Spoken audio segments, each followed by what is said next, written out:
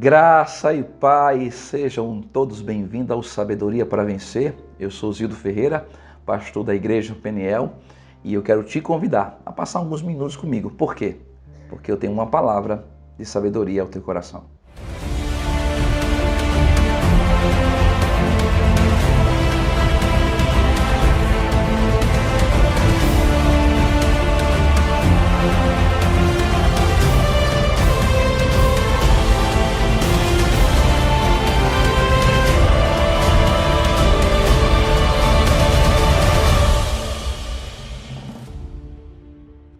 Glória a Deus, que bom tê-los conosco mais uma vez ao Sabedoria para Vencer, e nós queremos dar continuidade à palavra de sabedoria sobre constância.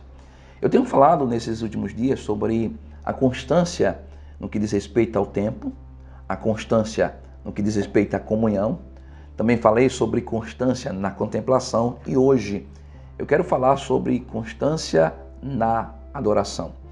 Existe um texto que nos deixa bem animado, que se encontra lá em João, capítulo 4. Eu quero ler alguns versículos para você, do versículo 19 ao 24, que diz assim a palavra de Deus. Senhor, disse a mulher, vejo que tu és profeta. Nossos pais adoram neste monte. Vós, entretanto, dizeis que em Jerusalém é o lugar onde se deve adorar. Disse-lhe Jesus, mulher, podes crer-me que a hora vem, quando nem neste monte, nem em Jerusalém adorareis o Pai. Vós adorais o que não conhece, nós adoramos o que conhecemos, porque a salvação vem dos judeus. Mas vem a hora, e já chegou, em que os verdadeiros adoradores adorarão ao Pai em espírito e em verdade. Porque são estes em que o Pai procura para seus adoradores. Deus é espírito. Importa que os seus adoradores adorem em espírito e em verdade. Então vem comigo aqui. Hoje, diante dessa palavra de sabedoria, eu preciso te incentivar a ser constante no que diz respeito à questão da adoração. Você sabia que existe áreas em nossa vida que às vezes elas estão estagnadas e que nós precisamos nessas áreas da nossa vida ter uma influência de Deus, e essa influência de Deus na nossa vida tem muito a ver com aquilo que nós vamos fazer diante do Senhor. O que diz respeito à adoração, nós precisamos gerar em nós uma disciplina. Essa disciplina corrigir alguns traços da nossa vida para podermos adorar a Deus. Mas vem cá, o que significa para nós adoração? Eu quero pelo menos deixar para você algum entendimento sobre isso. Adoração significa beijar a mão de Deus, significa um sinal de reverência. Também, diante dos orientais, especialmente dos persas, tinha como um objetivo de alguém que se ajoelhava, que tocava no chão com a testa, e isso era uma expressão profunda de reverência. Também, no Novo Testamento, adoração tem a ver com ajoelhar-se, se prostrar, prestar homenagem ou reverência a alguém que seja essa reverência e essa expressão com respeito ou até mesmo com súplica. Sabe, uma das coisas que eu tenho percebido nessa caminhada com Deus é que a maioria das pessoas ela tem tido um tipo de adoração mecânica.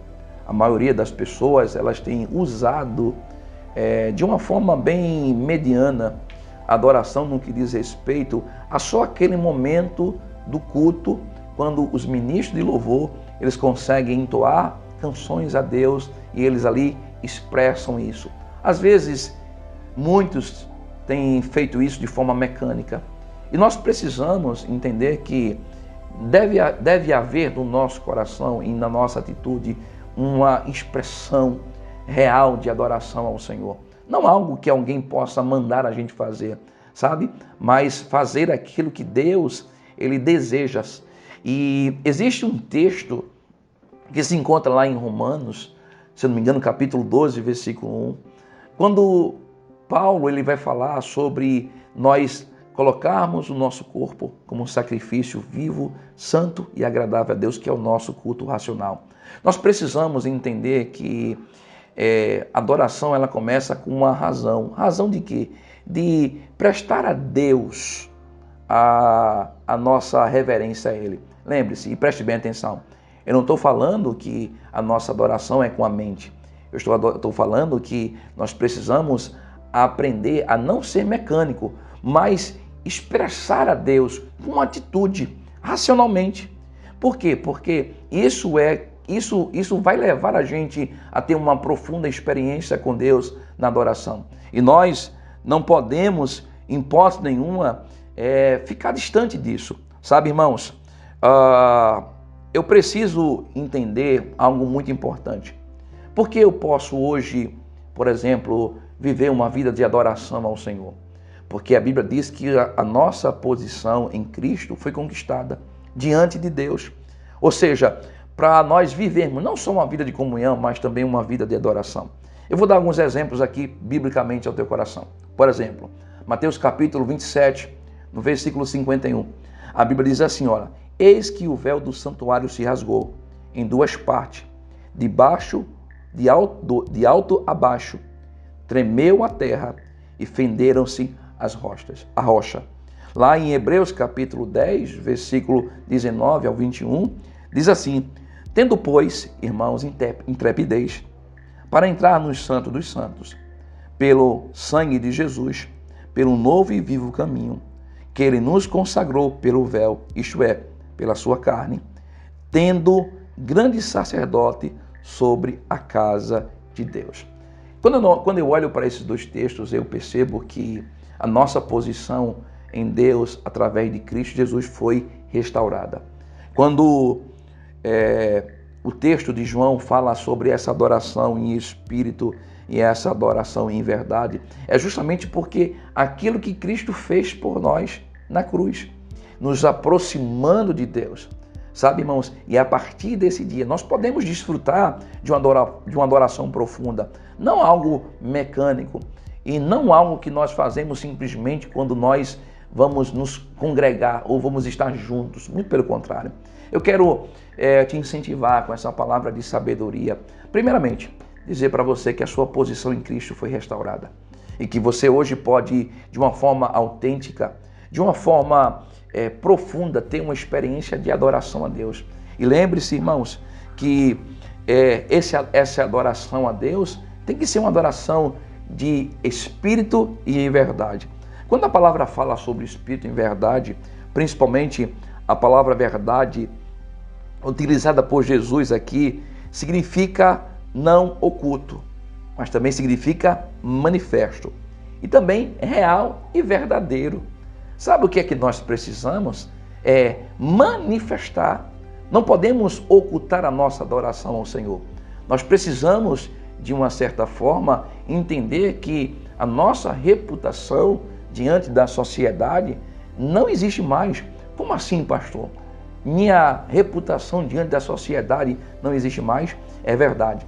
Quando eu falo de não ter mais reputação, eu não estou falando de não ter mais moralidade, de não ter uma vida reta diante de Deus. Muito pelo contrário. Eu estou dizendo o seguinte, que diante da sociedade, nós precisamos mostrar para ela quem é o nosso Deus. E mostrar para elas literalmente em qualquer momento, em qualquer ambiente, em qualquer lugar, nós realmente adorarmos ao Senhor em espírito e em verdade. Manifestar para o mundo quem é o Deus que nós servimos, amamos e, acima de tudo, queremos a cada dia adorar o Senhor. Sabe, irmãos, o diabo, nesses últimos dias, também no tempo de Jesus, ele queria roubar a adoração a Deus. Você lembra lá em Mateus capítulo 4, quando Jesus foi levado ao deserto pelo Espírito, a Bíblia diz que o diabo colocou Jesus sobre um monte muito grande, mostrando reinos, mostrando tudo que ele poderia dar para Jesus. Mas o que é que o diabo queria? Prostrar-se diante dele. Queria que ele se rendesse diante dele.